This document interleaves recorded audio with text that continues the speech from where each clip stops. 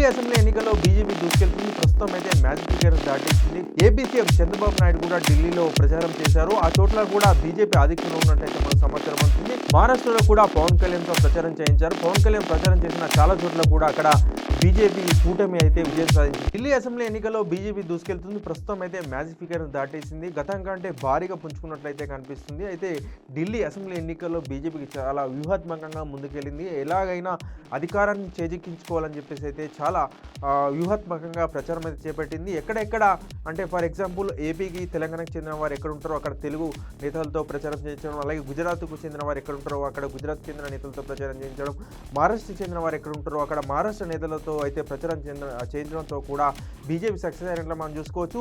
AP CM Chandrababu Naidu కూడా ఢిల్లీలో ప్రచారం చేశారు. ఆ చోట్ల కూడా బీజేపీ ఆధిక్యంలో ఉన్నట్టయితే మనకు సమాచారం అందుతుంది.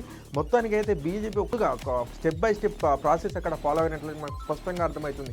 ఎందుకంటే గత 2 పర్యాయాలు అక్కడ బీజేపీ చావు దెబ్బ తిందని మనం చెప్పుకోవచ్చు. ఎందుకంటే సింగిల్ డిజిట్కే పరిమితమైన బీజేపీ అయితే ప్రస్తుతం దూసుకెళ్తున్నట్టు మనకు ప్రస్తుత ఫలితాన్ని బట్టి అయితే తెలుస్తుంది. అయితే ముందుగా ఈ అసెంబ్లీ ఎన్నికలకు సంబంధించి కూడా ముందు నుంచి బీజేపీ అయితే ప్లాన్ చేస్తూ వస్తుంది. ఎక్కడ గెలిచే అభ్యర్థులు ఎవరున్నారు, ఎక్కడ ప్రజల్లో ఎవరెవరికి మంచి ఆదరణ ఉందని చెప్పేసి ముందుగా సర్వే చేసిన అనంతరమే అక్కడ బీజేపీ టికెట్లు కేటాయించినట్లయితే మనకు అర్థమవుతుంది. ఇక ఆప్ విషయానికి వస్తే ఆప్ అందరికంటే ముందుగానే అభ్యర్థులు ప్రకటించినప్పటికీ కూడా అక్కడ ప్రజా వ్యతిరేకత కావచ్చు, అలాగే అభ్యర్థుల పట్ల ఉన్న వ్యతిరేకత కావచ్చు, అది కూడా మనకి ఎన్నికల్లో అయితే స్పష్టంగా అర్థమైంది.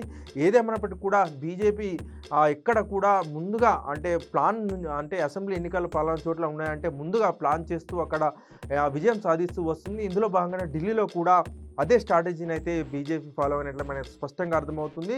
అక్కడ ఉన్న ప్రజలు అంటే ఇలా ఏ రాష్ట్రానికి చెందిన ప్రజలు అక్కడ ఉన్నారు, ఎవరితో ప్రచారం చేస్తే అక్కడ ప్రభావం ఉంటుందని చెప్పేసి కూడా బీజేపీ ముందుగానే సర్వే చేసి అక్కడ వారి రాష్ట్రాలకు చెందిన నేతలతో ప్రచారం చేయించారు. మనం చూసుకోవచ్చు మహారాష్ట్రలో కూడా పవన్ కళ్యాణ్తో ప్రచారం చేయించారు. పవన్ కళ్యాణ్ ప్రచారం చేసిన చాలా చోట్ల కూడా అక్కడ బీజేపీ కూటమి అయితే విజయం సాధించింది. ఈ నేపథ్యంలోనే ఢిల్లీలో కూడా ఇదే స్ట్రాటజీ ఫాలో అయ్యారు.